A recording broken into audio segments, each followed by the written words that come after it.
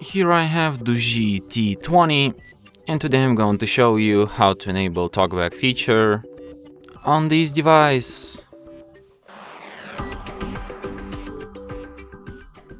So to do this, firstly you have to open settings, then you should go to the accessibility section, and then to the TalkBack, and here you can enable it.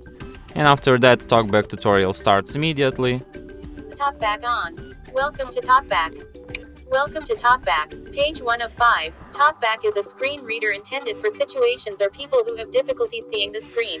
Okay, so Next, like button. Double tap to activate. if you're interested in this tutorial, you can go through it all by yourself. I'm just gonna tell you quickly that TalkBack is the feature made more primarily for people with blindness or some other vision problems, and it works the way that it speaks out loud text on the screen, like any item you tap got spoken out loud, just like this. I tap on close button. Close button. Double tap to activate.